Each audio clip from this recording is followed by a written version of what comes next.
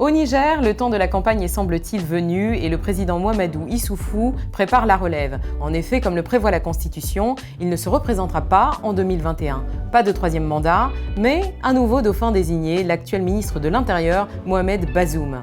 Quels sont les rapports de force politiques dans le pays et les défis à relever? Pour le savoir, bienvenue chez Pris reçoit Idrissa Ouazziri. Juriste de formation, Idrissa Ouazziri est porte-parole de l'organisation de la jeunesse Taraya et président de la section France du PNDS. Rencontre.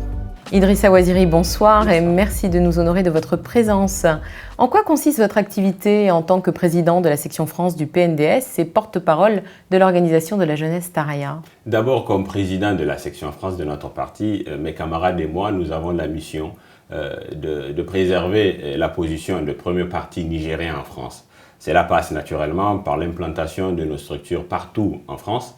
Et soyons réalistes aussi, notre parti ne compte pas sur notre section pour influencer de manière conséquente le vote.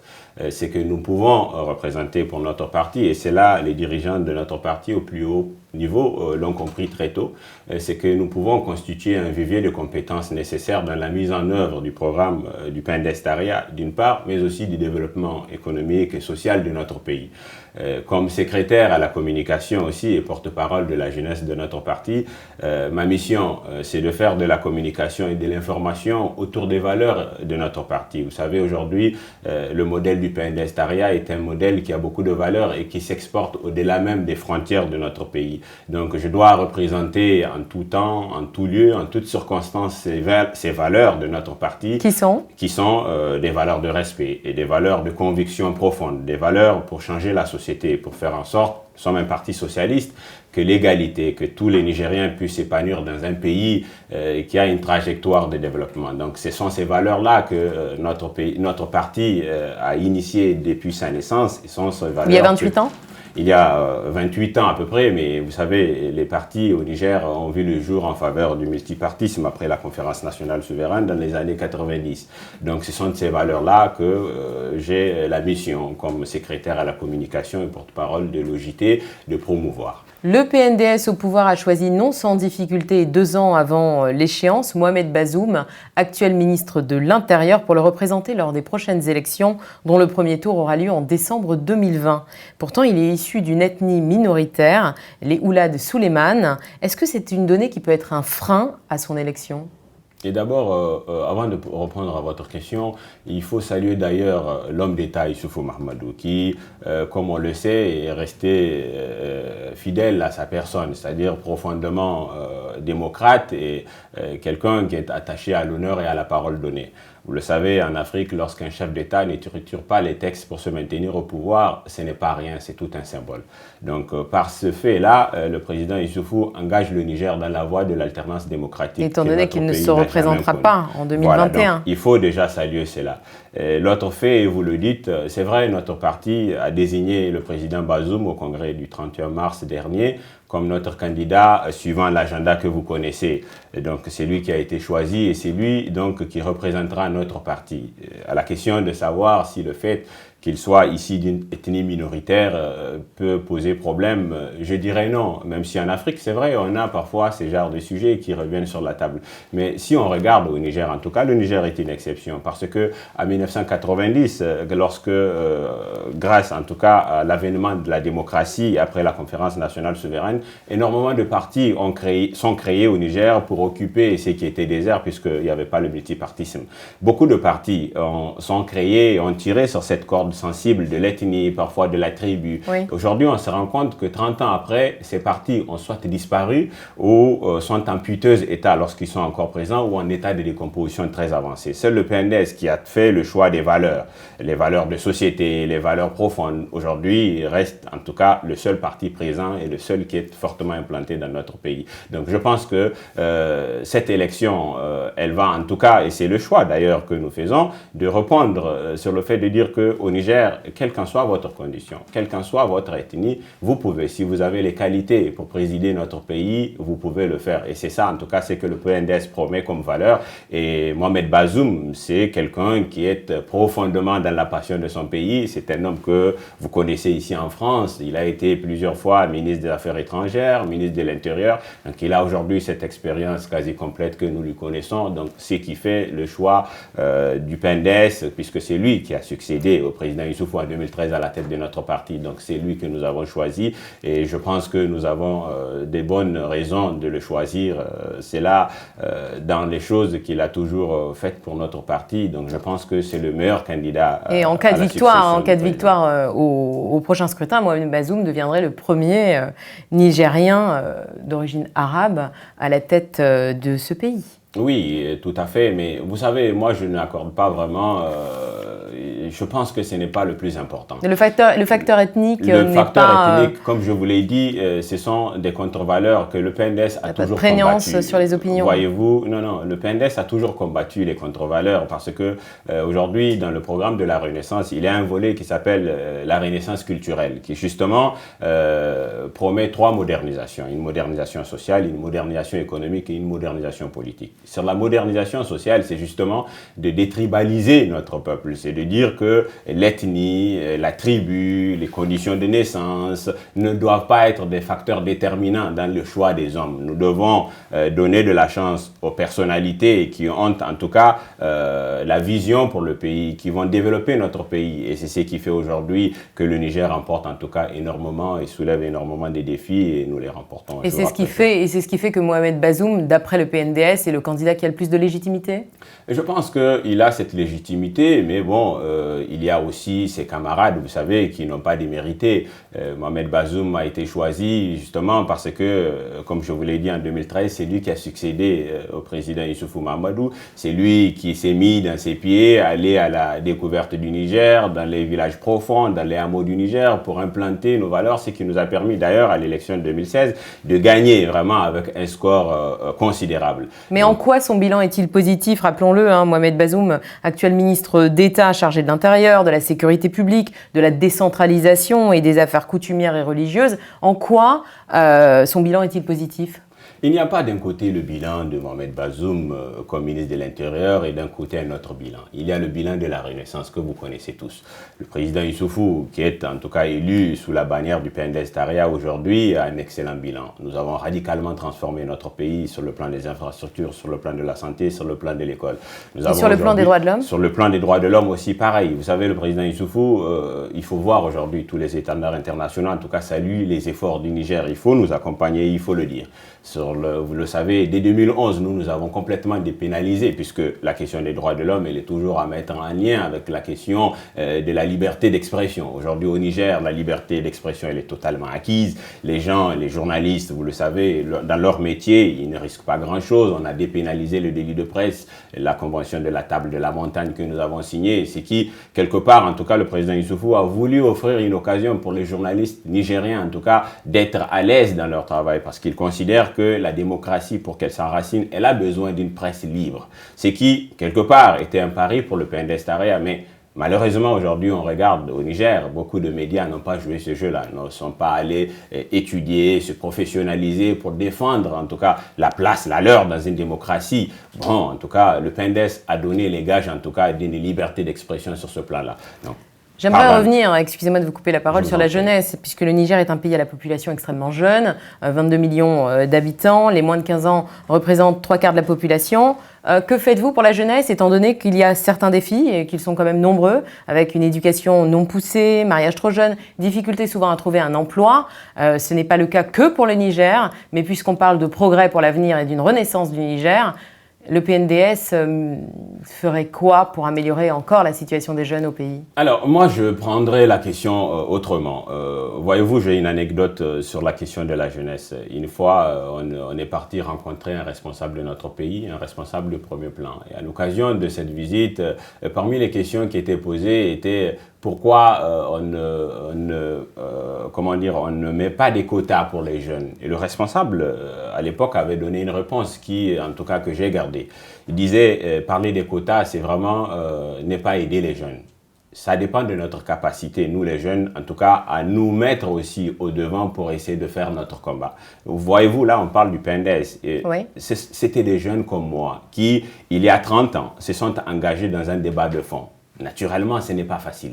Donc les jeunes aujourd'hui, dans mon pays, beaucoup en tout cas, sont en train de faire des choses magnifiques. Il y a des jeunes qui chaque jour créent des entreprises. Oui. Il y a des jeunes qui s'engagent dans des structures politiques, qui essayent d'apprendre. C'est mon cas, nous sommes en train d'apprendre pour être demain en capacité, en tout cas, de continuer la belle histoire de notre parti, la belle histoire de notre pays. Donc je pense que la question de la jeunesse, vous savez, l'État n'a pas vocation à donner des emplois à tout le monde. L'État crée le cadre pour que chacun puisse s'épanouir. Donc tout dépend de nous, les jeunes, à nous engager profondément et à avoir des convictions. L'autonomisation de la jeunesse. Exactement. Le PNDES a mis un cadre qui permet à la jeunesse de s'exprimer, à elle d'être consciente, être résolument engagée pour tirer le meilleur profit de cette cohabitation-là.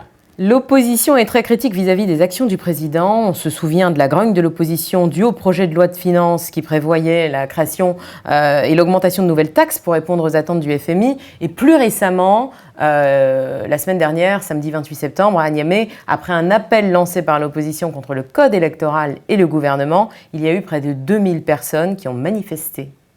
Alors, vous savez, l'opposition a totalement le droit, dans une démocratie, de manifester. Ce qu'il faut comprendre aujourd'hui, vous parlez de la manifestation, la dernière de l'opposition.